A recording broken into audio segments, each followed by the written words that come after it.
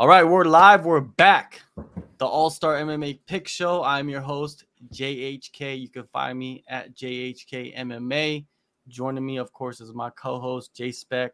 You can find him at JSpec, the host, on Twitter for all the polls and just, great content over there. And then our guest for today is Mike at Mike's MMA Picks on Twitter. You could get all the knowledgeable info about fights, bets.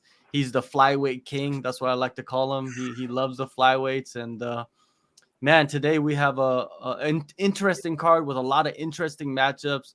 UFC Vegas 71. It's going to be headlined by Curtis Blaydes and Sergei Pavlovich. And man, last week I had a shitty week on picks. You know what I mean? I've been having a couple weeks of not so great picks.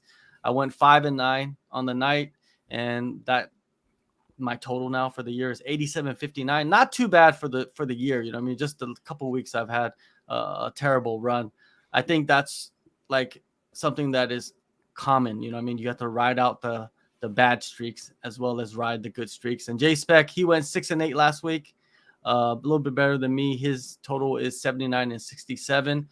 Today, we're going to go through the card from bottom to top. Make sure you guys go in the descriptions and download the AllStar app. Make your picks during the show. I'll be making my picks on the show. I'm going to put the app on the screen, show you guys how to do it. Yeah, let's get into the first fight of the night. Let me put the app on the screen, and we can jump right in. The first fight of the night is going to be a bantamweight bout between Batgerel Danaa and Brady Hiestand. Danaa is 33 years old, 5'7", orthodox fighter, 12-4 record, 3-3 in the UFC. He has wins over Brandon Davis, Kevin Natividad, and Guido Canetti, but he is on a 2-fight skid against Chris Gutierrez and Kyung-Ho Kang.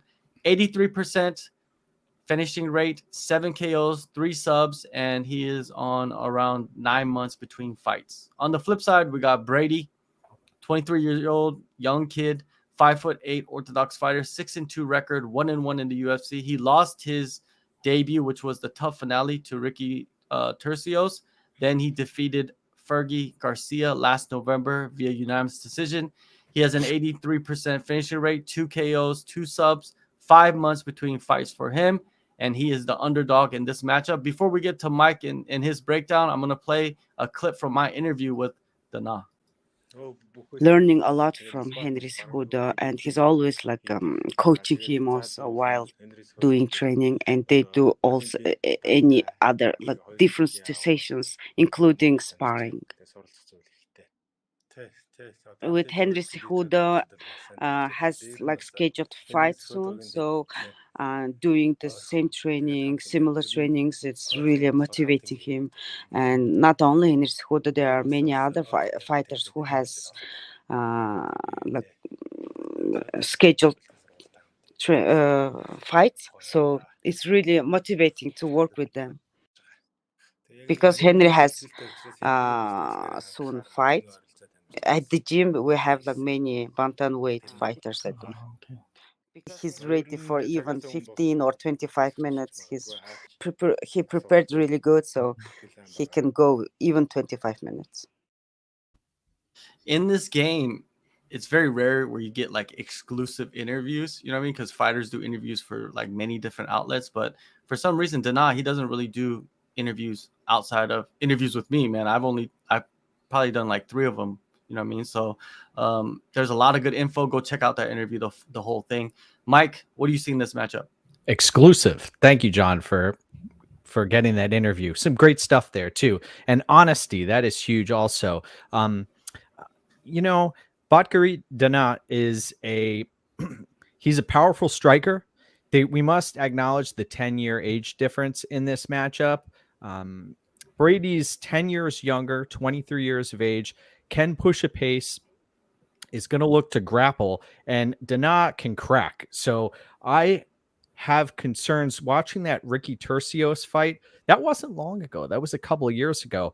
And Brady's getting picked apart on the feet. He's going to look to utilize his wrestling here, but I think he's going to get cracked. I trust the folks at Fight Ready And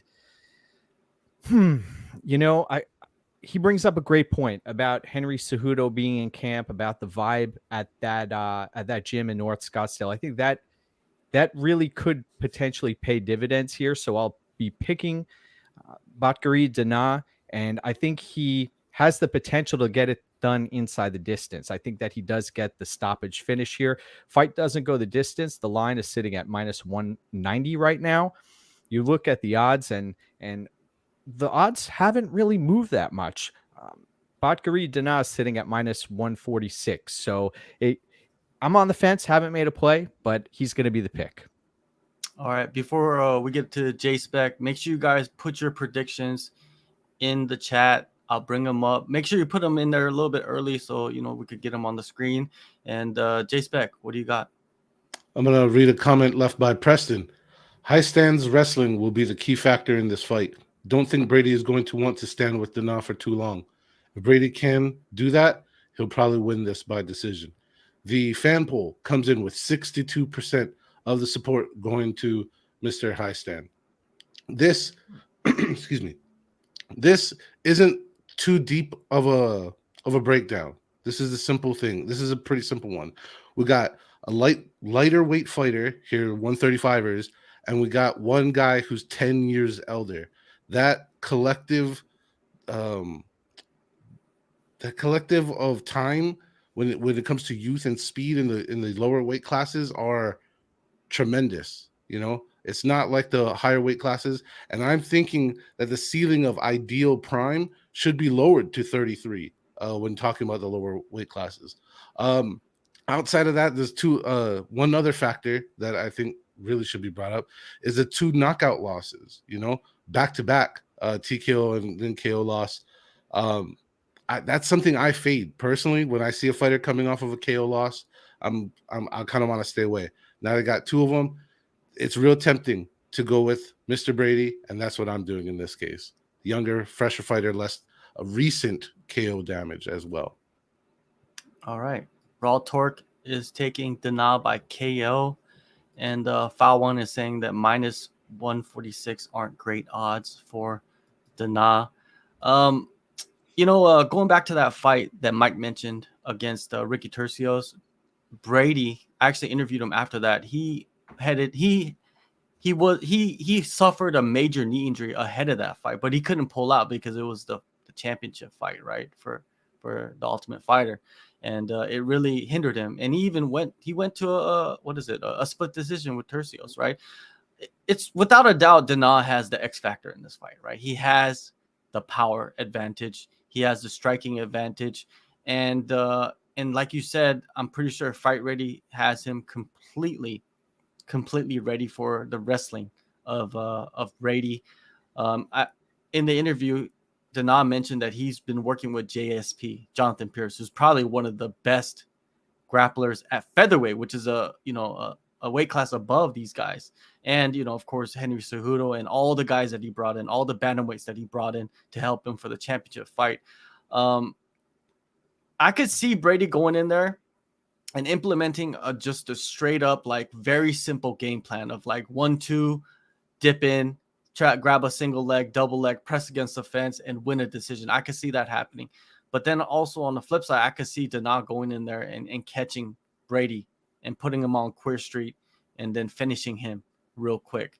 If I flip the coin, I'm going to have to go with, of course, the Asian fighter.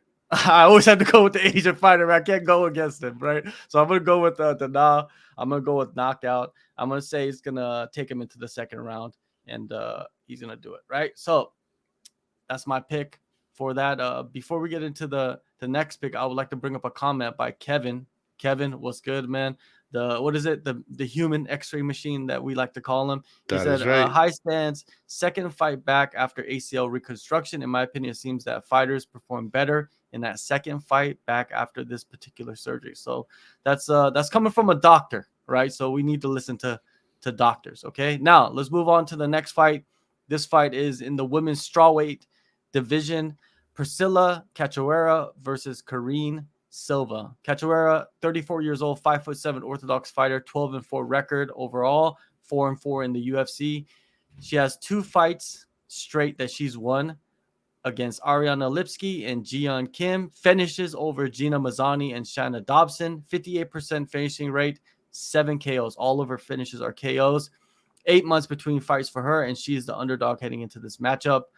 Karine Silva, 29 years old, 5'5" orthodox fighter, 15-4 record, 1-0 in the UFC, 6-fight win streak, 2021 Contender Series winner, defeated Poliana Botello in her debut last June, first round Darce choke, 100% finishing rate, 8 KOs, 7 subs, around a 10-month layoff for her. Mike, what do you see in this matchup? This is an interesting one. Yeah. I gotta be honest with you. I like what I've seen from Karine Silva. The way she locked up that Darce, you don't typically see that in women's mixed martial arts, and to do that in your UFC debut, to me, speaks volumes under the bright lights. Cachoeira, we know exactly what we're gonna get out of her.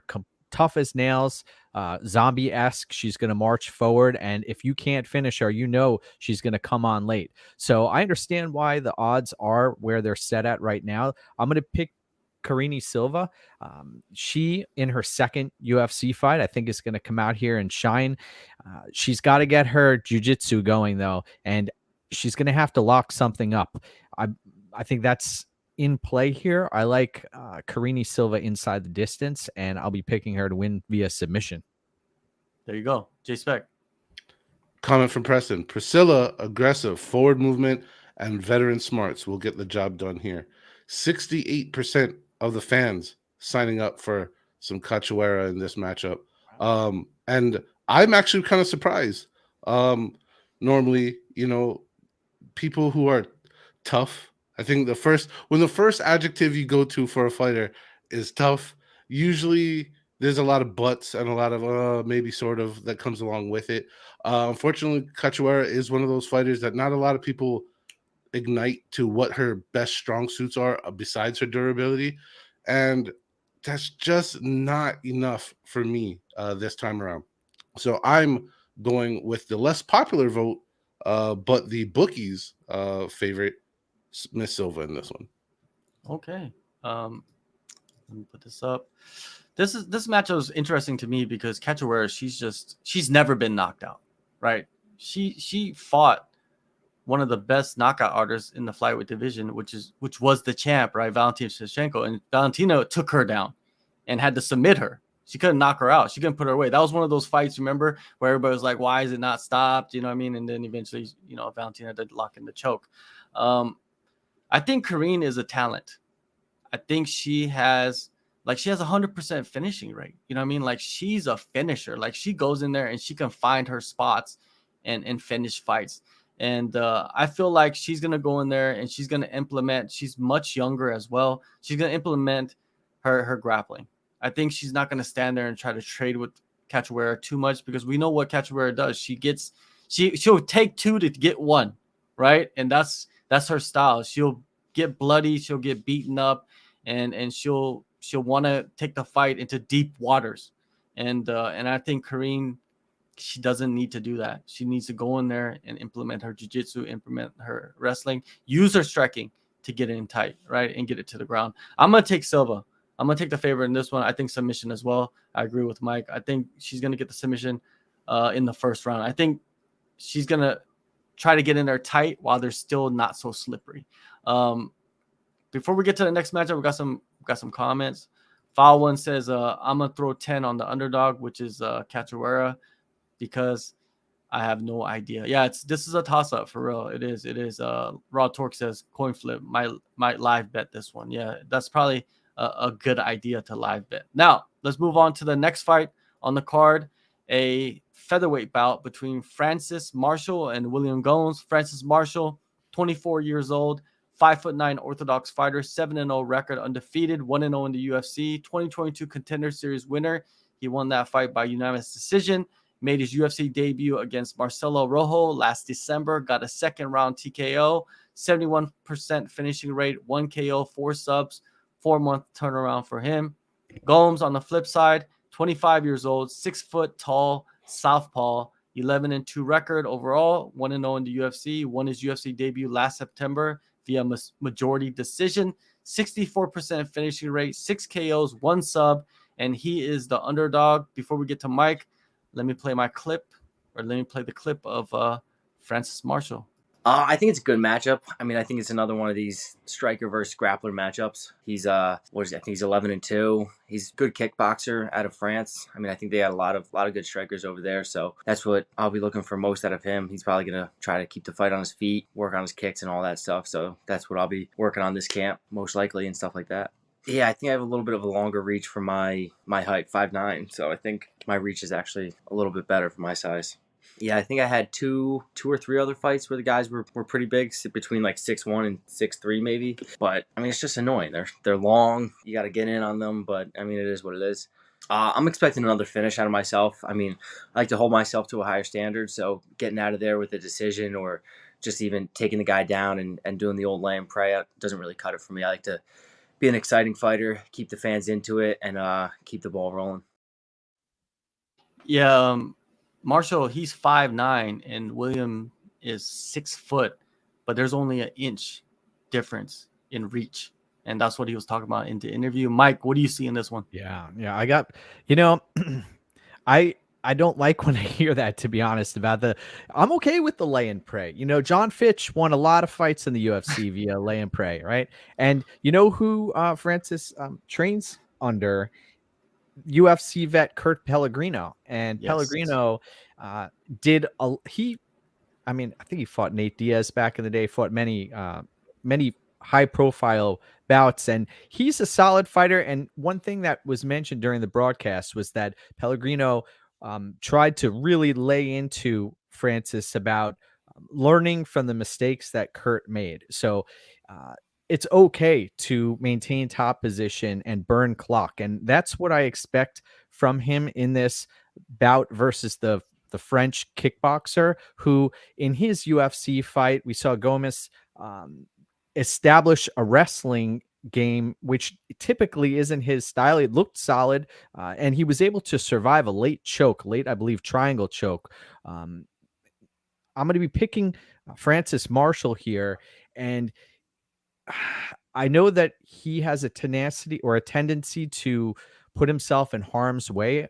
Rojo was finding success on the feet against him, but if Francis is able to use his wrestling and use his physicality inside of the smaller octagon, that needs to be mentioned here, folks, also, that this fight is going to be taking place in the tight confines of the UFC Apex.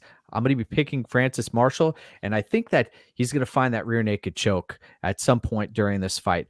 The one thing that is a concern of mine is that Gomes is a solid striker, especially when he has fighters coming right at him, and we know Marshall is going to be making a beeline towards him. So give me Marshall, rear naked choke.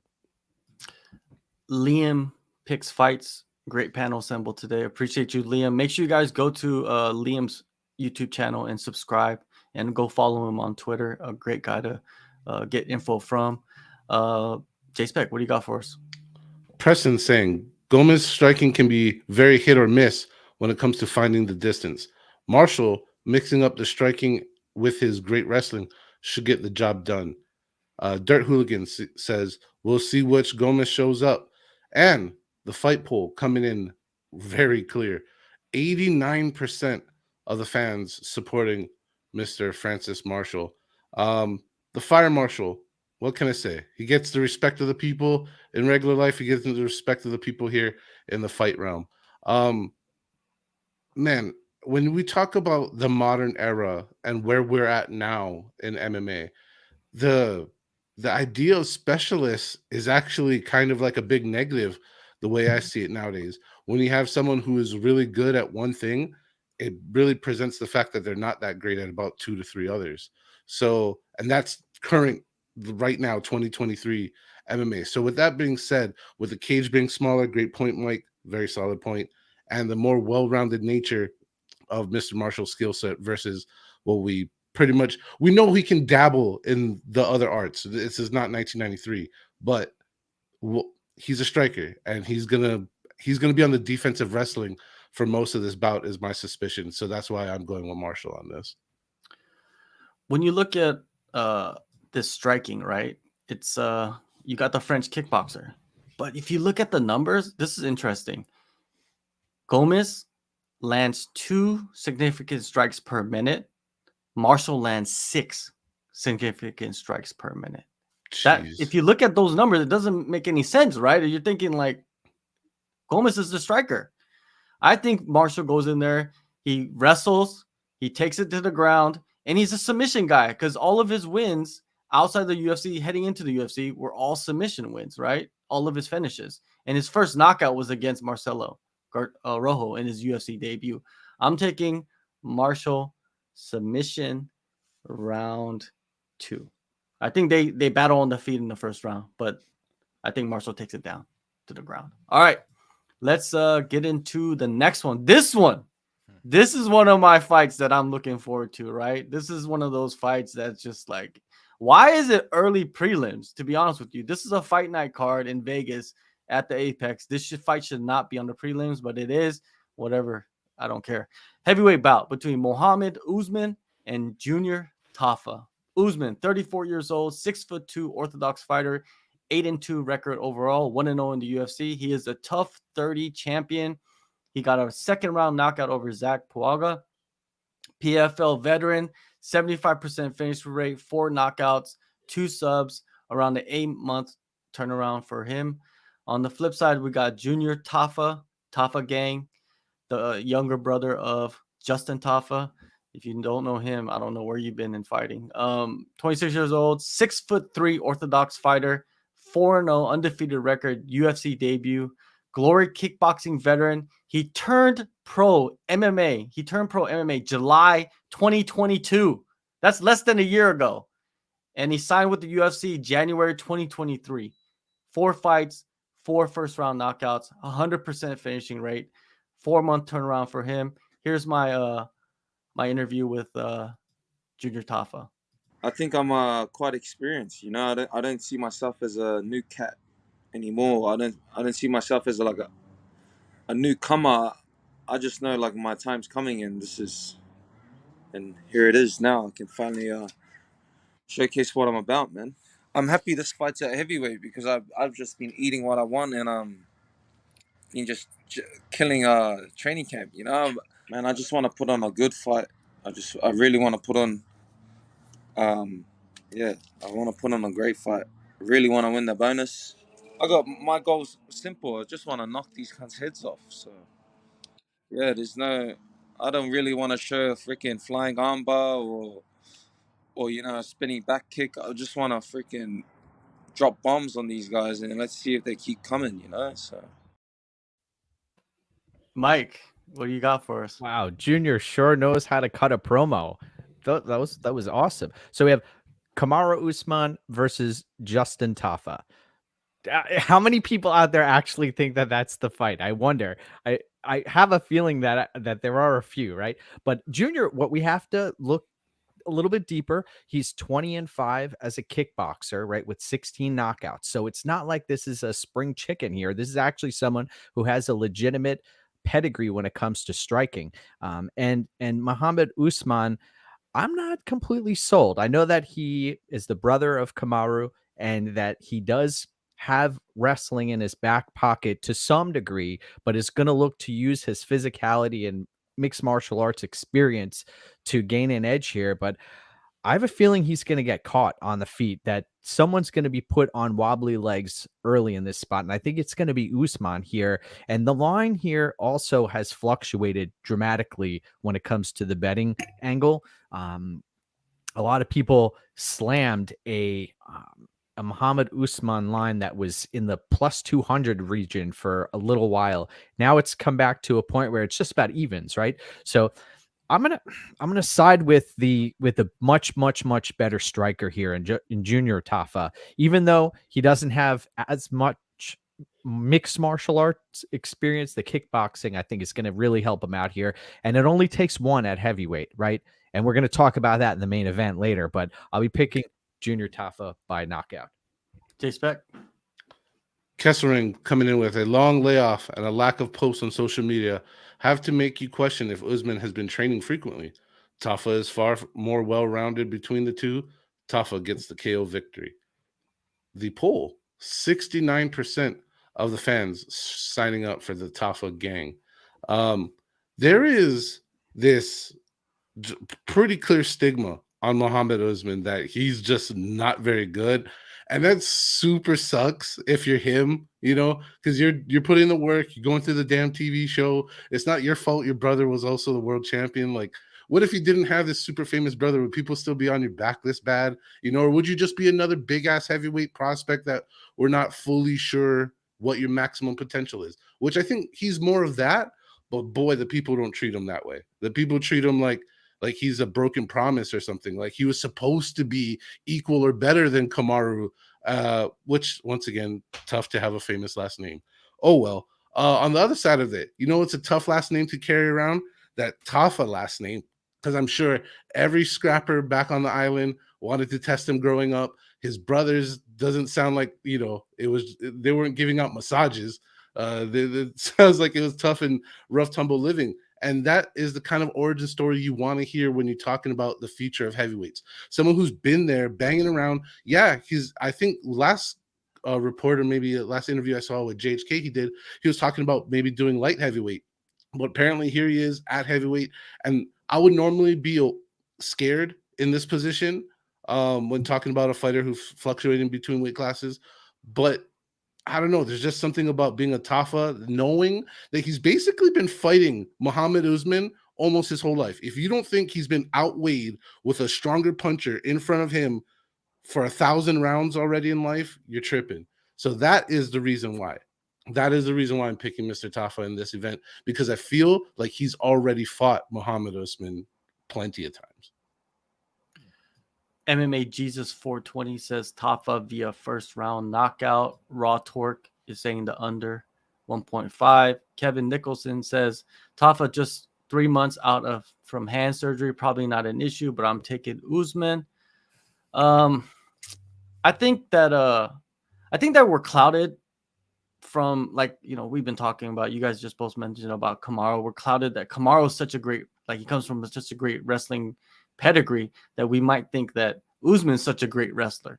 But I don't think we've seen that, right? We've seen Usman kind of be a striker. You know what I mean? He goes out there and tries to strike. And if he goes out and tries to strike against Junior Tafa, he's going to get knocked out. Like, Junior Tafa, he just has, like, death in his hands, right? Like, it's just like, he doesn't look the part. Like, if you thought who had more power just by looking at them, you would think Usman would be the knockout artist, right? But he's not. And I think Tafa goes in there. He's been in so many training. He was Mark Hunt's main training partner for years. He's only 26 years old. Think about how many years he's been helping Mark Hunt get ready for UFC fights, big events. Like, this is nothing to him, right? He just goes in there, doesn't have to cut weight, and just puts hands on somebody. And that's what he's going to do. I think that's what he's going to do. I think Tafa goes in there, gets the first round knockout. I think it's going to be that simple. And kind of sucks for Usman. But anyways, let's move on to the next bout. Is a women's featherweight. Women's featherweight? Like, does that even exist? But I guess it does. You know, we got Karol Rosa versus Norma Dumont. Rosa, 28 years old, 5'5", Orthodox fighter, 16-4 record, 5-1 in the UFC. She has wins over Lena Landsberg, Cachoeira, and Jocelyn Edwards. 38% finishing rate, 4 KOs, 2 subs, 6 months between fights for her.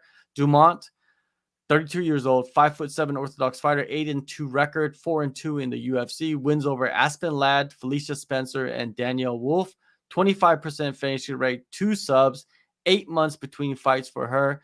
If you look at the finishing rate of both of these fighters, this is definitely going to go to a decision in my eyes. Mike, what do you see? You took the words right out of my mouth, John.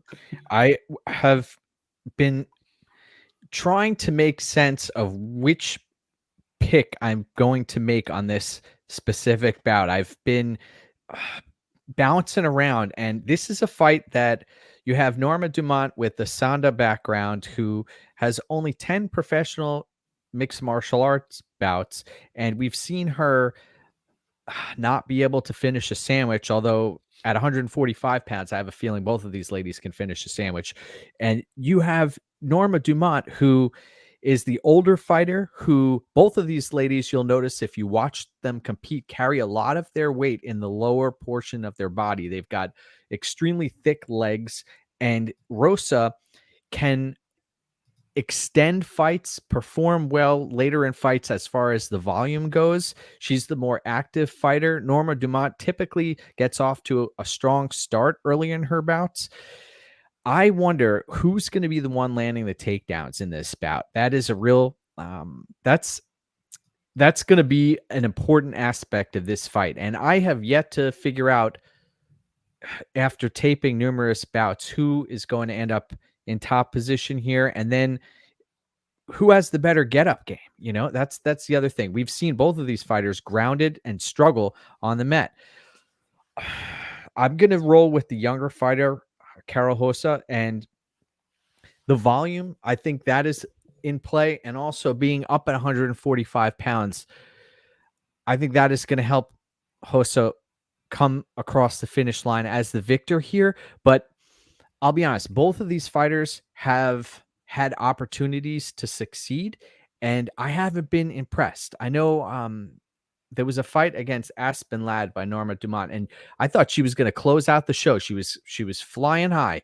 And then you have Aspen Ladd, who, it's amazing to me. I wonder how long she's going to last at PFL, to be honest. It's a concern of mine, the career trajectory in that regard. But long story short, I'm going to be picking Karol Rosa, and I think that she does win this fight via decision, as you mentioned, John. Thank you. JSpec. Well, the fan poll coming in with a 62% support for Miss Dumont on this one. I think this might just have a little bit of, what better name recognition in this case when fans are picking this. I couldn't get a pulse on this from anybody. Like, this is the fight. No disrespect, ladies. First off, I respect all warriors, but this fight needs like some hot sauce, like immediately. Like, no one is talking about it. There is no pulse to this fight, zero buzz. And just remember, sometimes that's when we get a really, really great fight. But right now, this one just seems to be like stamped decision made. Like, some of the sentiment, this is like, go do your laundry or fix a sandwich, since that was a topic that got brought up during this kind of fight. I cannot find a reason to get excited for either one of these fighters. Really struggled to find an edge on this. I'm going to go with the veteran, and that was my edge when comparing the two fighters. I think there's a little bit more experience and veteranship that you can give to Miss Dumont. So that is my pick. Raw Torque says Norma, thick thighs, Dumont by decision. And MMA Jesus 420, Norma via twerk. That could be a possibility. There will be a lot of twerking maybe on that. In this featherweight title eliminator, that's what I call it, right? Because there's no one else fighting at featherweight. If you look at the numbers, right, both fighters average one takedown per fight, and their takedown accuracy is at 50%, both of them.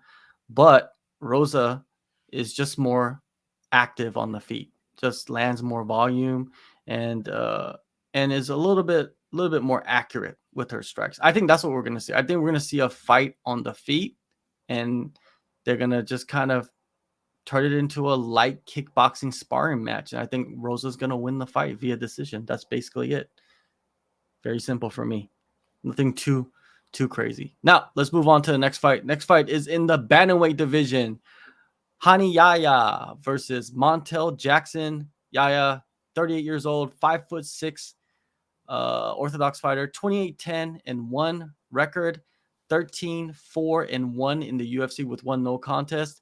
The most recent wins he's had is against Kyung-Ho Kang, Ray Rodriguez, and Luke Sanders. 75% finishing rate, 21 submissions, all submissions, no knockouts. 17-month layoff for him. He is a heavy underdog in this fight. Jackson, 30 years old, 5'10" southpaw, 12-2 record, 6-2 in the UFC, 2018 Contender Series winner, 3-fight win streak against Julio Arce, JP Bays, and Jesse Strader. 58% finishing rate, 6 KOs, 1 sub, 8.5-inch reach advantage, 5-month turnaround for him. Mike, what do you see in this matchup? Yeah, Well, I dug into this fight and made a play on fight doesn't go the distance. And one of the reasons I did that was because you look at Rani Yahya and what has been going on in his career. He's coming off of neck surgery. He's 38 years of age. He is a fighter who has been cracked on the feet against Kang and many, many others. Man, who is the fighter who was a dirt bike rider, who was BMX rider out of Arizona? Luke Sanders. Yeah. So Luke Sanders, and a hockey player too. Luke Sanders had Yahya in trouble and then got submitted. And we know, you mentioned, John, 21 submission victories. That is a very impressive number. And this is a fighter who has fought many, many, many fighters throughout his career. I believe he's fought Kid Yamamoto at one point in his mixed martial arts career. He has been around the block, 38 years of age. And he's taking on Montel Jackson, who I was impressed with his fight against Julio Arce, the way he was able to drop him. And he's going to have to put a stamp on it here. I know that Jackson has a propensity to drag fights out to distance, and we saw against Blaydes that took place. But I think that this, you're either going to see Montel Jackson via KO or Rani Yahya via submission. But I think the fight doesn't go the distance. Play is live, and I'll be picking Montel Jackson to win via knockout. Thank you. All right, JSpec. All right. The fan poll comes in with 66% of the support going to Mr. Montel Jackson. I remember it doesn't feel like that long ago where like Rani Yahya was kind of a threat, like people thought like, oh, this dude is pretty good. I know some people were behind him. And then it's like all that is complete. It feels like that never even happened, the way people were kind of react to him now. Mr. Jackson on the other side, yeah, he's hot right now, but I do want to bring up, at least one of those guys on that list, like JP Blaydes. I mean, pretty much everybody beat him. So, like, how much do you give credit for these wins at this point? I don't know.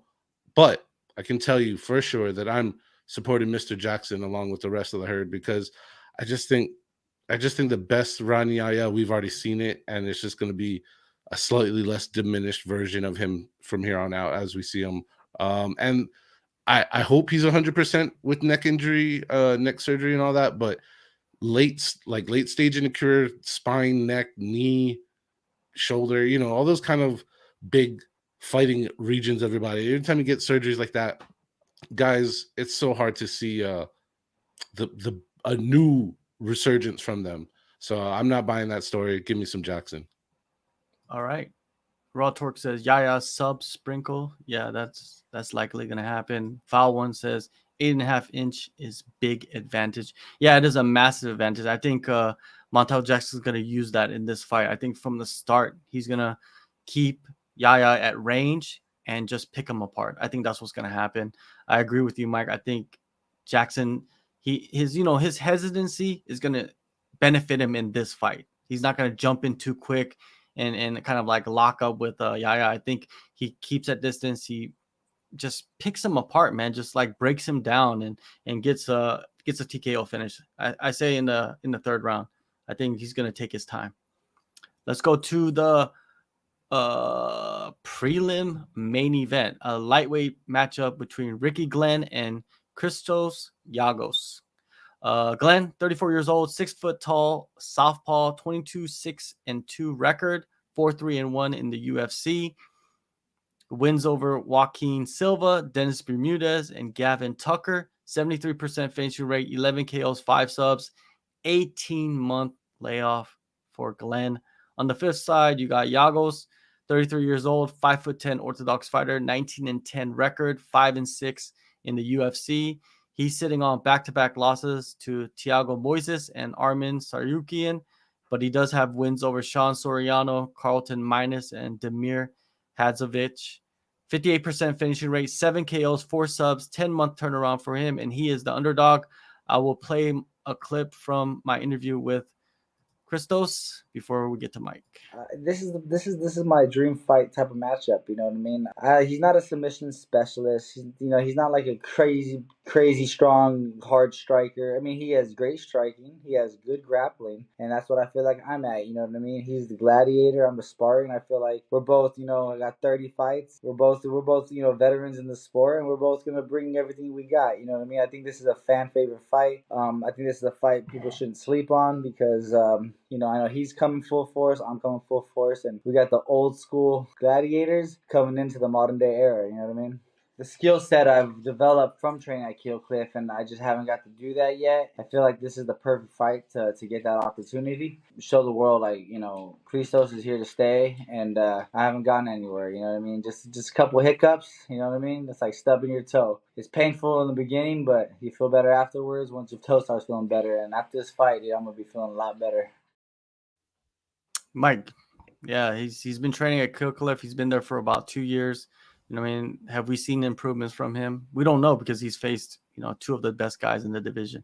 Yeah, I think he was at Black House at one point a few years ago. Solid fighter who you go back to watch his fight against Chris Wade. I believe that was early in Chris Wade's UFC career. They had a drag out wrestling match that ended up Wade came out the other side, and Giagos cardio has always been an issue for him, but you look at his resume, the guy's been in there. He went deep into fights with Charles Oliveira and others. So he's talented, man.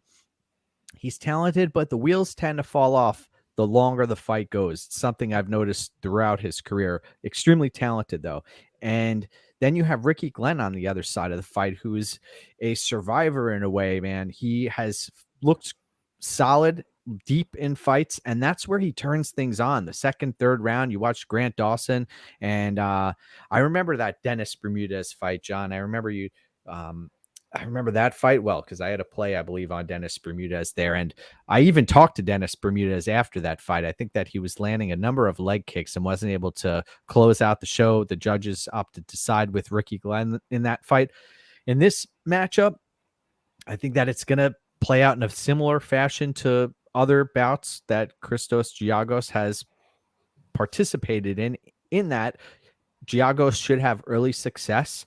And then I think that you watch the Gavin Tucker fight, right? And Ricky Glenn really, really put it on him, man. And he gained steam throughout the fight. So I'm going to be picking Ricky Glenn here. One thing I have to point out, though, the odds are closing on this fight, guys. Originally, Ricky Glenn was a much more significant favorite. So maybe the move to Keel Cliff is factored or baked into this line to a certain degree.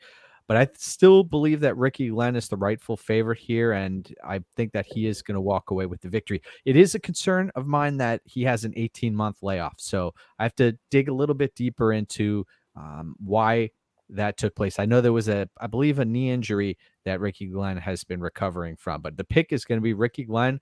And you watch that Grant Dawson fight. Oh man, that was seconds away from Ricky Glenn pulling that out. So give me Ricky Glenn via decision. All right, JSpec. All right, I'm going to read a comment from our human X-ray machine, Kevin Nicholson. Very interesting fight. Glenn had ongoing issues with his hip, including surgery. I'll pick him, but I want to see if he's lost something on his strikes, which is possible with this now chronic hip problem. All right, there we go. So it wasn't a knee thing, a hip thing, but that's also nothing to mess with. 55% of the fan poll comes in for Mr. Glenn on this one. You kind of got a little bit of, well, this guy's losing, and that man being Mr. Giagos. On the other side, we got Glenn, which is, what is he now? Is he okay? What is left? How much Mr. Glenn do we remember is the guy that's still standing in front of us right now? And that's what you're going to basically have to go on, right? You go against a guy who's on a skid. Does he drop 3 in a row? Mad pressure. He seems to be on it. If you watch JHK's interview, he seems very aware of the situation and also ready to meet that challenge. So do you go with the unknown or the what is? And that's a tough one. That's so for you guys have to decide. But for me, I'm going with Glenn. I feel like he he was the better fighter overall, and maybe what he said 16 months it's been or so. That's about the right amount of time. I've never had to recover from a hip, but sounds right to me. It's not sounds rushed. It's a good amount of time for him to be all there and good. And I don't suspect he would have been signing up for this fight if he's not. So I think on the men, Ricky Glenn is my choice. When you look at this fight, before I get into my pick, let me get Raw Torque up on here. Glenn by decision, and Foul One says fighter removed for fighting killers. Yeah, if you look at Giagos, he's fought the strength of schedule that he's had, and this is his second stint with the UFC. I forgot about that. This is his second stint, but his first stint he fought Gilbert Burns and Chris Wade. Second stint he fought Armin. He fought Thiago Moises. The guy fights the best, right? And I think this is, like he said, it's the perfect matchup for him to show like what he has shown, what he has improved upon since moving to Killcliff. I'm gonna take Giagos in this fight. I think Rick Glenn, when he fought Dawson, I think Dawson, it was more of Dawson just gassing out in that fight rather than Glenn turning it on. I think Dawson was just dead dog tired and he just couldn't do anything, and Rick Glenn turned it on in the third round. I'm gonna take Giagos. I think Giagos goes in there and fights smart. I feel like Giagos does have his back against the wall as well. And I think he's going to go in there and give us a really, really good, solid performance. I'm going to take Giagos by decision in this fight. All right. Let's go to the next one, guys. Let's go to the next one. All right. The main card kicks off with the welterweight bout between Jeremiah Wells and Matt Semelsberger. Wells, 36 years old, 5'9", switch stance fighter, 11-2-1 record, 3-0 in the UFC, a 5-fight win streak for him. Wins over Court McGee, Blood Diamond, and Wally Alves. 82% finishing rate, 5 KOs, 4 subs, 10-month turnaround for Mr. Wells. Semelsberger, 30 years old, 6'1" switch stance fighter, 11-4 record, 5-2 in the UFC. Wins over Jake Matthews, AJ Fletcher, and Jason Witt. 64% finishing rate, 6 KOs, 1 sub. Around 5 months between fights for Semelsberger. This is an interesting one. This has got to be an action-packed opener for the main card. Mike, how you see it? Fantastic fight. Now, Semelsberger has fought a similar style opponent as in Chaos Williams, somebody who really will commit to their strikes. That's one thing you'll notice when I think it was Felder who mentioned during one of Jeremiah Wells's fights that you are going to be excited when you watch this fight. He will flyer crash fighter.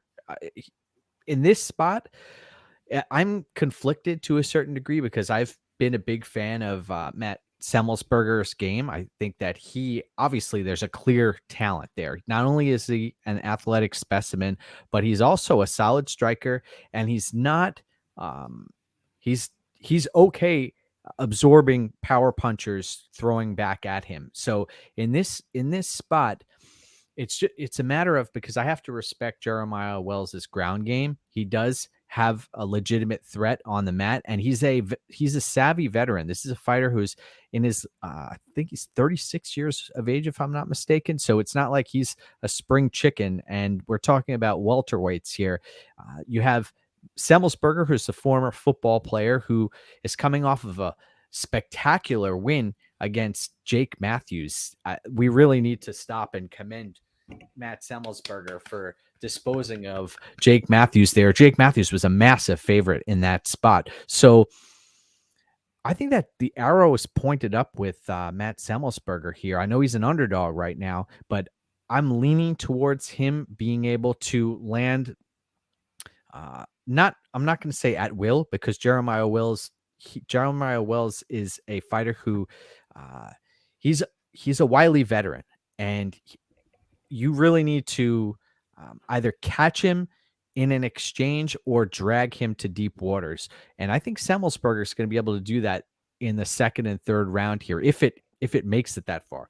I'm going to take a look at the fight doesn't go the distance prop, guys, and I see it at -190.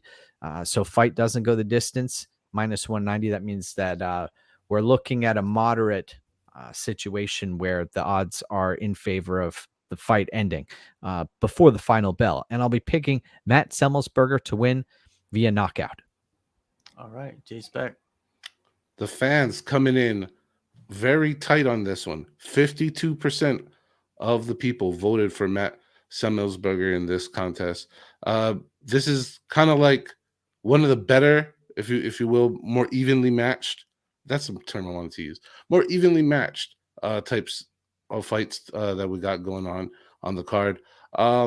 One thing I want to say is when I think about either of those fighters, the two fighters, I just think Semelsberger being good. Like, I know he had that big upset as an underdog, but sometimes the bookies be what they are. But what I think of Jeremiah Wells is him putting that ass kicking on Court McGee. Like, he made Court McGee look completely irrelevant, which he basically is at this year 2023, and it made him just look like like he shouldn't really be competing much anymore. And I thought, man, to do that against a real veteran, someone who's tough as shit, that Court is, really stuck out into my mind. And maybe that is playing into my pick here. Actually, 100% is playing into this pick right here. And that's why I'm going with Mr. Wells, because he leaves an impression on your mind when you watch him fight, just like that quote Mike was bringing up a little bit ago. Dirty Red 22 Semi looked so good last time. I got to back him here as much as I do like Wells.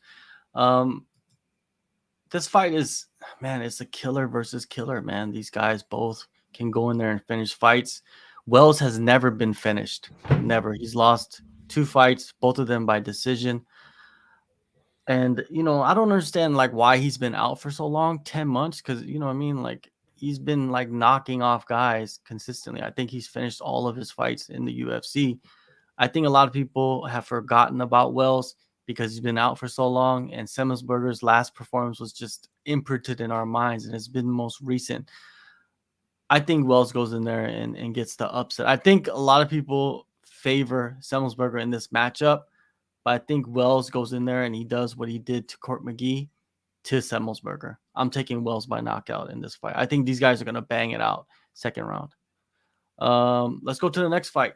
The next matchup on this main card is a women's flyweight bout between Iasmin Lucindo versus Brogan Walker. Lucindo, 21 years old, man, super young, 5'3" orthodox fighter, 13-5 record, 0-1 in the UFC.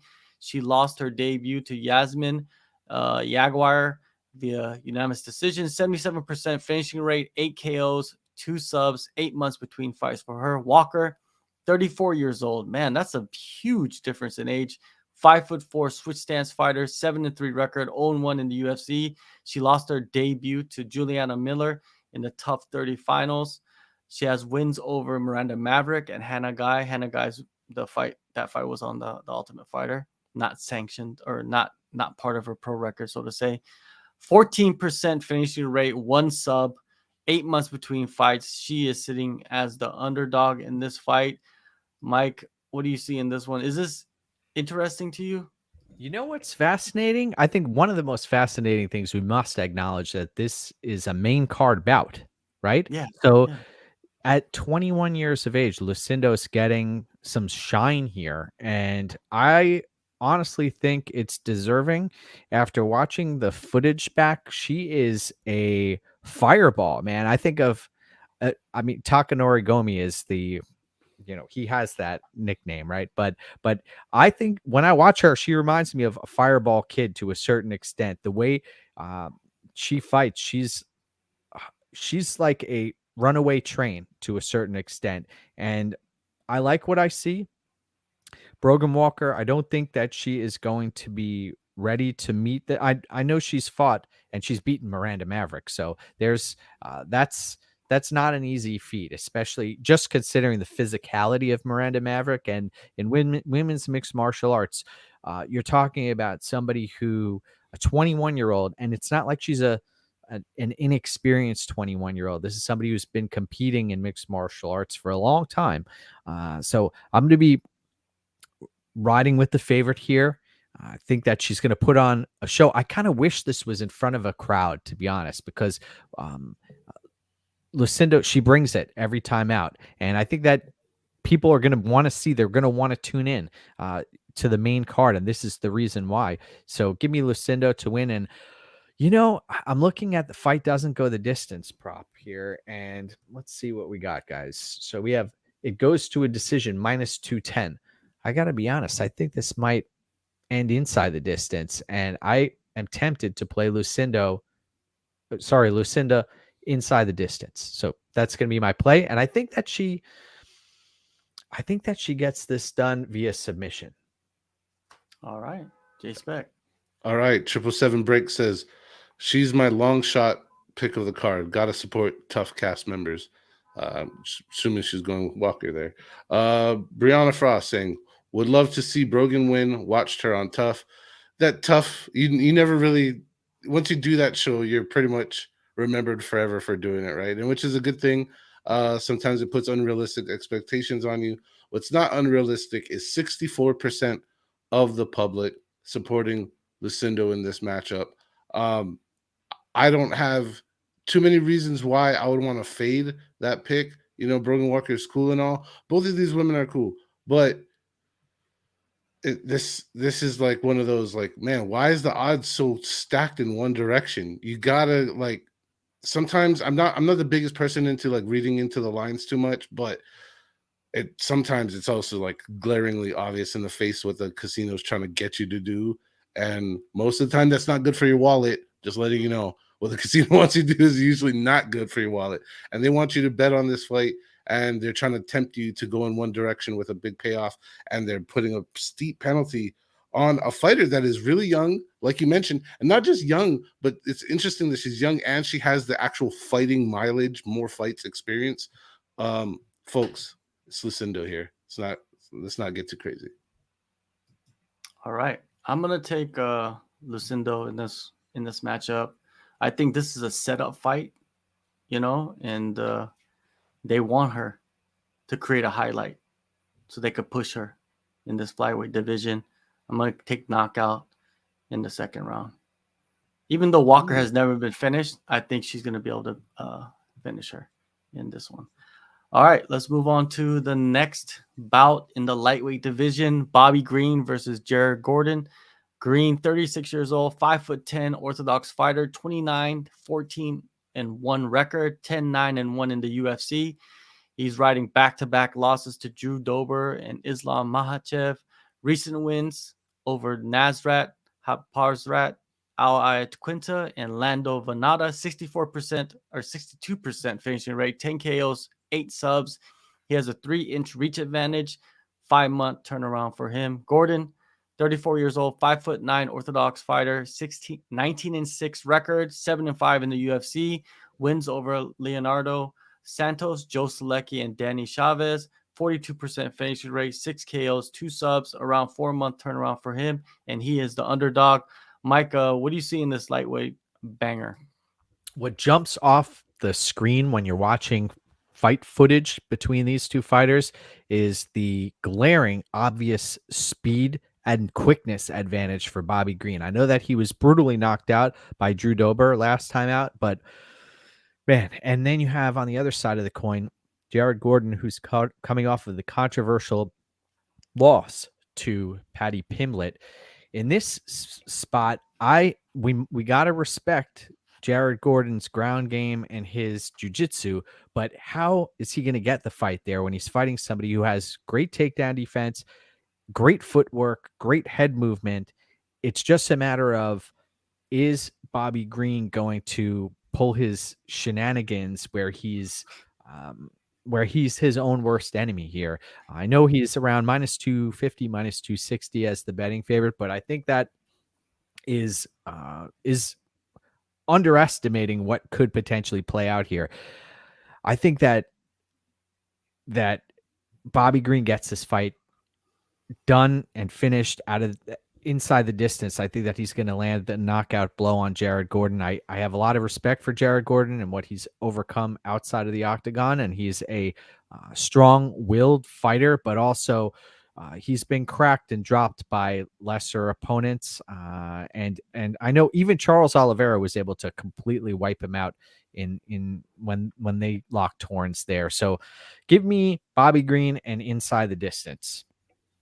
All right, JSpec. Brianna saying Bobby Green, his last 3 fights were entertaining as hell. Nasrat, Islam, and Dober. He always puts on a show. All right, that is true, but sometimes that show is at the cost of your consciousness, right? For Mr. Green, 61% of the fans coming in with support for Bobby Green, and I don't blame him. Like, Bobby Green is super fucking likable, man. Like, he fights the way you want to kind of watch fights that happen. They're not boring, all that stuff. But he's one of those high mileage, kind of like last minute stardom squeezing out of him. We see a few of these veterans now having their last hurrah and big moments. I think the Bobby Green year came and gone with him taking the short notice fights, but getting everybody's hearts in losing attempts. Yo, he's been knocked out or TKO'd back-to-back fights. Yeah, Jared Gordon is not someone we think of when it comes to that. But on the other hand, I don't think Bobby Green is that tricky. Like, when it comes to trying to get him to the ground, it's going to be simple. Throw a couple punches, pretend like you want to scrap.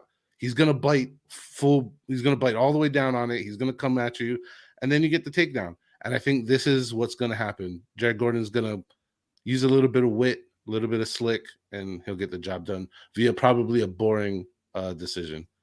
Jared Gordon, my pick.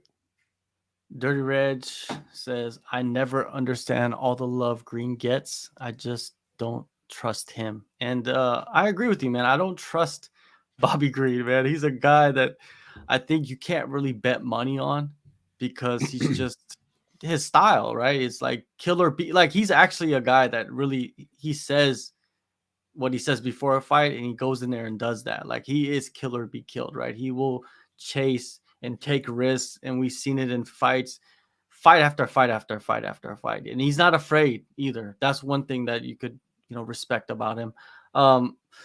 This is a tricky fight because Gordon, he just somehow finds ways to win fights, man. Like that Joe Selecki win, that was impressive to me, man, because Joe Selecki is, I think he's a decent prospect, and Jared Gordon, he sometimes, I think he overperforms in many ways, right? I think we expected him to kind of lose to certain guys, and he ends up winning. In this fight, man, I kind of want to pick Jared Gordon. You know what I mean? I kind of do, but I'm going to have to go with Green in this one, man. I think Green does get the knockout in this one. I think Jared Gordon marches forward and tries to strike with him, and Green might end up clipping him and seeing what happens. Let's go to the next fight coming up in the middleweight division, a co-main event, right? A very unexpected co-main event, but it is what it is. Brad Tavares versus Bruno Silva. Tavares, 35 years old, 6'1" orthodox fighter, 19-7 record, 14-7 in the UFC. His most recent wins are against Amari Akhmedov, Antonio Carlos Jr., and Christos Giagos, which is weird because all three of those fighters are all fighting for the PFL now. Very odd, right? Every time you lose to Tavares, you go to the PFL. 37% finishing rate, 5 KOs, 2 subs, around 9 months layoff for him. Silva, 33 years old, 6-foot orthodox fighter, 22-8 record, 3-2 in the UFC. He is on back-to-back losses to Jared Mearshart and Alex Pereira. Recent wins are against Jordan Wright, Andrew Sanchez, and Wellington Turman. 86% finishing rate, 19 KOs, no submissions, all knockouts for him. Around 8 months between fights, and he is the underdog. Mike, do you see Bruno losing and going to the PFL? It depends what type of Bruno Silva we see who shows up on weigh-in day, to be honest. He looked like a completely different fighter at weigh-ins last time out. And I know this is a fighter who spent some time on the sidelines a few years ago due to USADA suspension. So I have been on the fence about this one. I know Bruno Silva is a significant underdog. I think he's about plus 130, plus 140-ish. Obviously, the guy has the hammers.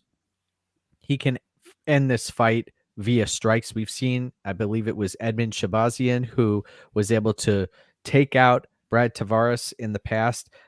Also, Dricus du Plessis had success against Brad Tavares. And I'll be honest, I want to pause and say the hate that we're seeing right now for Dricus du Plessis by a number of people in the media doesn't make sense to me. The guy's a stand-up guy, great interviews, speaks his mind, and he is a solid fighter.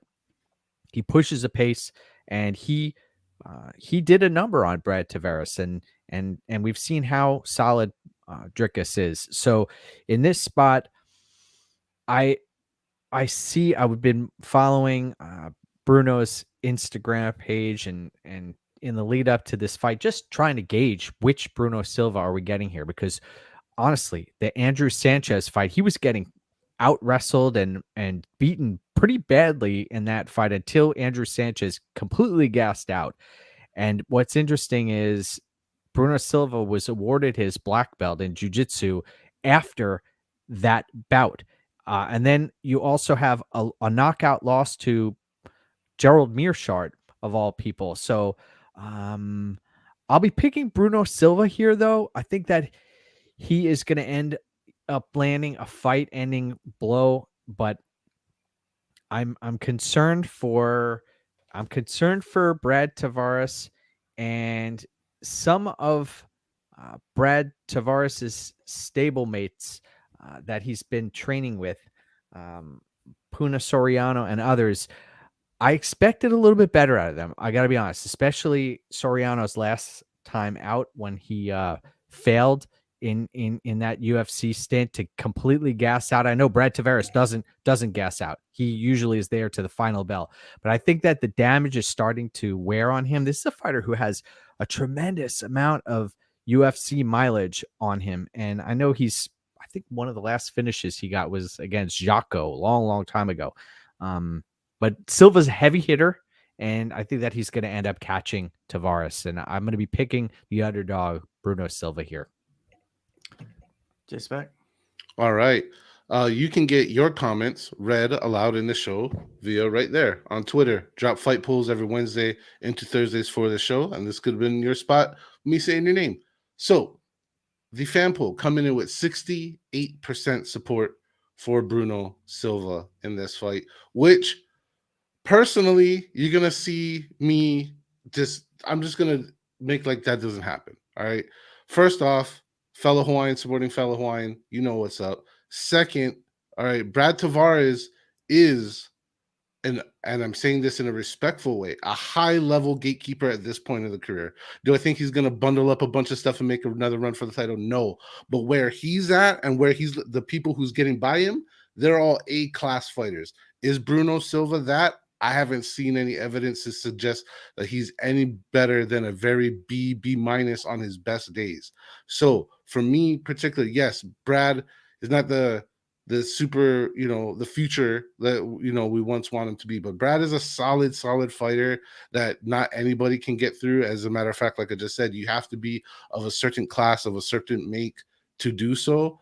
And I just don't see Mr. Silva doing it. Mr. Silva can knock you out, but I think you're going to see, once again, more well-rounded skill set and the awareness of what his opponent is going to bring. I don't think Brad's going to make the mistake of just standing there and testing chin for chin. So let's go, Brad. Chihu, let's go. All right. Yeah, I love Brad. Brad's been around forever, man. He's kind of a role model for a lot of the Hawaiian fighters, right? His longevity is very respectable. He has more than 20 fights in the UFC, and he only has 2 finishes out of 14 wins in the UFC. That means he's gone to the judges 12 times, and one of those finishes was in the 3rd round. And even when he loses, he's sometimes going to the judges, which means he's taking so much damage, and the mileage is a major concern now, man, with how many fights he's had.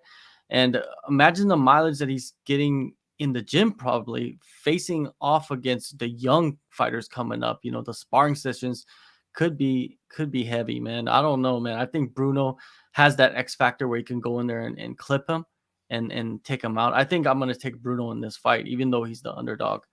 Tavares, man, I love him, but just the mileage, man, that's just very concerning. Let's go to the main event, heavyweight main event. This is a massive fight. I think a lot of people are just putting this like to the side. I love the matchup. Sergei Pavlovich versus Curtis Blaydes. Pavlovich, 30 years old, 6'3" southpaw, 17-1 record, 5-1 in the UFC, 5-fight win streak, all first round knockouts. wins over Tai Tuivasa, Derek Lewis, Maurice Green, 82% finishing rate, 14 knockouts, no submissions, around a 4-month turnaround, and he is the underdog in this matchup. Curtis Blaydes on the flip side, 32 years old, 6'4" orthodox fighter, 17-3 record, 12-3 in the UFC with 1 no contest, 3-fight win streak. Recent wins over Alexander Volkov, Chris Dawkins, and Yahya Jairzinho Rosenstrike. 71% finishing rate, 11 KOs, 1 sub, 9 months between fights for him. Mike, this is a crazy matchup, man. What do you see? Heavyweight banger.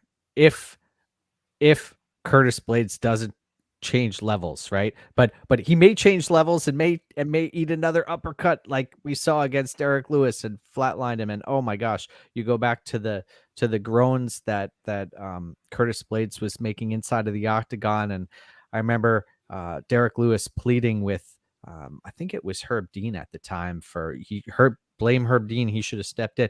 That was brutal. But that was over 2 years ago, right? So this isn't like it was yesterday. You saw Curtis Blaydes. He's only been stopped 3 times in his professional career. He's a fighter who has a massive advantage in the wrestling department versus Pavlovich here, who is a heavy striker, who has a lot of confidence. Sergei Pavlovich is going to look to take Curtis Blaydes' head off while he's still in the fight.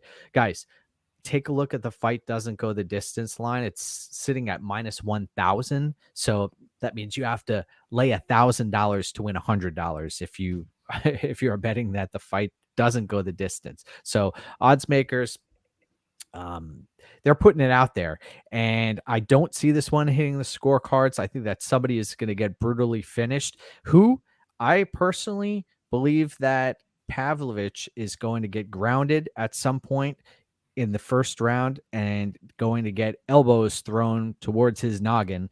And I think he'll probably get split open in a similar fashion to what happened to AllStar Overeem. We've seen AllStar Overeem actually have massive success against Sergei Pavlovich. I know this was a number of years ago, but that was a glaring blueprint here. And I have spent literally hours watching fight footage of Sergei Pavlovich, and I haven't seen much from a grappling aspect. The guy has hammers, and that's one thing here also I got to mention is that heavyweight volatility is in play. So could either of these guys land a fight-ending strike? You bet your ass they could. And it could happen very quickly for that matter. So I'm going to be picking Curtis Blaydes. I think that he does get the finish here, and I played him at -152. I think that that's a solid line right now, but I also can understand the Pavlovich angle. You have a fighter who has a propensity to, once he does get clipped, he'll hit the canvas. We know Curtis Blaydes, he can get clipped, but I think that he is going to fight to his strengths here, look to take this fight to the mat where there's a massive advantage and also the cardio advantage too for Curtis Blaydes. So he's going to have to overcome this early adversity. I'm talking literally a minute or so of adversity. And then I'm not going to say it's smooth sailing, but you should be having much easier sailing. So I'll be picking Curtis Blaydes, and I think that he gets a TKO victory. All right, JSpec. All right, got some thoughts from the fans. John Davis, Blaydes, if he gets clinches without getting dropped, he'll get this. Brianna Frost, Blaydes, respectfully, he just needs to protect his face and not get knocked out, but give a knockout. And James Lucero coming out, yo, gotta go with Sergei. Think he'll crush it. The fans coming in 63% supporting Mr. Pavlovich in this bout. And I'm a little bit surprised. I actually thought that it would be the other way around. I thought Curtis Blaydes would be getting, more of the love here. Yo, I think that people are way too in love with that, 40-second clip of Sergei down on the beach underneath the pier, checking him up, looking him fast as hell. He looked great. Don't get me wrong. He looked amazing. But dude, that's like a promo video, man. That's literally a designed video to go, hey, look, that dude's in shape and he's pretty fast for a heavyweight. Exactly what we all did. All right. That's propaganda, folks. You know what's not propaganda? If you really look at these guys' records and who they fought and all that, one guy has been fighting the very top of the food chain in the division for a really long time. The other is making his way slowly up the hill. The levels of punching prowess, power, accuracy, and all the other skills that go with it. Curtis Blaydes has fought everybody, dude. He's fought everybody that could possibly knock him out. And only one guy, I think, really has done it, right? Like in recent memory. So, with that being said, the chances of some magic home run happening against Curtis Blaydes is really low. You talk about a guy who can put you down on the ground seemingly at will, and even not at will on his second attempt. Like, all he really needs to do is try twice as hard as he can, and he's putting your ass on the ground no matter what size you are a human being on the planet. Like, that's a skill set that just is not, to me, not a skill set you want to go against, and one that you often do not win against. So Mr. Blaydes is going to win via wrestling supremacy, and that's my pick. All right, let's get into some of these comments. MMA Jesus says Sergei round 1 KO. Dirty Red says Blaydes. He also mentions make the number better on Blaydes so I can load up. Sean V, that blueprint is silly. Overeem followed a perfect game plan against a young newcomer, Pavlovich. Blaydes isn't going to fight that way. You know who's one of Blaydes' closest training partners? Guess who? AllStar Overeem. You know what I mean? Like, he's been training with him for a long time. So you guys got to keep your eye on that as well. Blaydes will wrestle off top. Sean V says Pavlovich is incredible technical boxing. I agree with you. He does have, and he has that killer instinct as well. Blaydes won't wrestle at first. Questionable IQ. Sergei, at least 5 wins are in the first round. All of his 14 finishes are in the first round. 14 knockouts. First round knockouts. Nuts. That's nuts, man. Like, that's insane killer instinct. Even if he don't, his hands will be okay. Blaydes, chin gone. Those are some, great comments by the people watching. Keep them coming. Man, Pavlovich, he has 5 straight first round knockouts. All of his wins are by first round knockout. And my question to that is he even training cardio? Is he even doing cardio in his camps? Is he just doing striking the whole time? You know what I mean? Like, those are like legit questions. You know what I mean? Because fighters, this is something that happens to fighters. I talk to fighters all the time. They kind of reveals things, in those interviews about like the fighter mentality. And sometimes fighters, they get complacent, with their training. And some of these fighters, they run their own camps.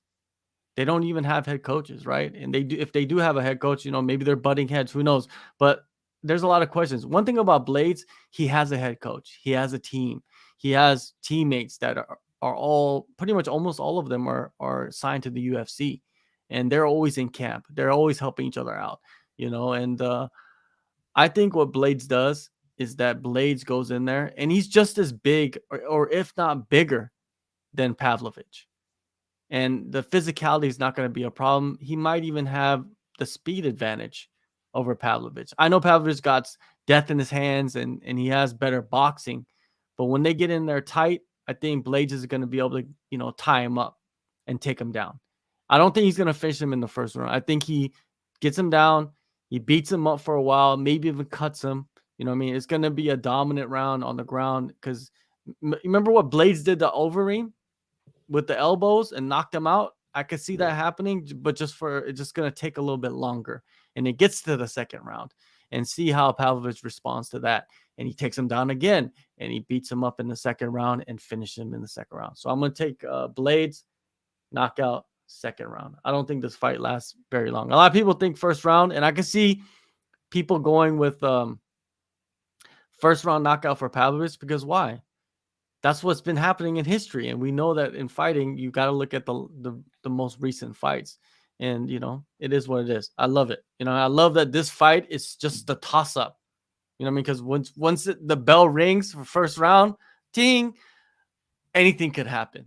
And that's what's great about this matchup. And if Pavlovich wins, man, imagine him fighting for the title with 6 straight first round knockouts.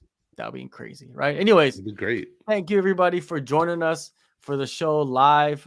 Make sure you guys hit that subscribe if you are not subscribed to this channel. Hit that like. Of course, it helps with the algo on YouTube to spread the love. Go in the descriptions, download the AllStar app, make your picks. I've been making the picks throughout the show on the app. What you saw on the screen is the app. Join us in the chat. You know what I mean? It's getting more active. There's so many more people getting involved with the app and making picks and even going head to head with other people on the app. It's becoming so much more fun. There you go. Mike's on it. And Mike, you know, before we get out of here, tell everybody where they can find you and where, you know, where's your work, man? Sure. I put a lot of work out on Twitter. I also have been doing some work with you guys, so I appreciate you at the AllStar. And also I have done work at MMA Oddsberger as well. So you can also check out my plays at betmma.tips. Been putting out a lot of free plays recently for the past few cards. And I think, I'll be honest, I think that's the way to go here. I think that the community at large, it's great to have the communication amongst each other, and free flowing information is key. And I appreciate both of you guys for having me on today. Thank you. And excited about this weekend and also the opportunities that are ahead. So appreciate both of you. Thank you for having me on. Awesome. JSpec, what do you got going this weekend? This weekend is a big one because we got Bellator and the UFC going down. Follow me here on Twitter. We'll be doing our watch parties as we always do, giving away Kai Kamaka fight shirts autographed by Kai Kamaka. Find all that on my timeline on Twitter. And yeah, just another great week of watching fights, enjoying the action, and just trying to get some cool gear to the fans. So come be part of the space. All you got to do is just show up. It's just that simple. You show up, we put names in a tube, shake it up, and it could be you. There you go. Is Benil joining you guys for the spaces? Yeah, so not for the actual spaces, separately, 2:00 Pacific time. Myself and Benil Dariush will be doing a little Q&A. You guys are welcome to join us. Bring your questions and stuff, and it's all for really cool charity. So there you go. Thanks for bringing that up, JHK. Yeah, for awesome. sure, man. That's a big get for the spaces, right? Benil, he's so close to a title shot, man. We'll be talking about him in a few weeks when he fights in Vancouver on pay-per-view. Massive fight against Charles Oliveira. Make sure you guys follow everybody on Twitter. That's probably the best place you can get all your info. I'm not verified no more. They took away all the blue checks, you know, for people that actually are verified. You got to pay for it. And to be honest with you, I don't think I need to pay for it because there's nothing really like they offer with Twitter Blue that I need. You know what I mean? I've been using the app for years and years and years without those options, and it's been working well. So I don't think I need to do it, and I don't think I need the check. But yeah, follow us over there, and we'll be back next week for another show. We'll have another great mind in the sport joining us, and yeah, see you guys next week.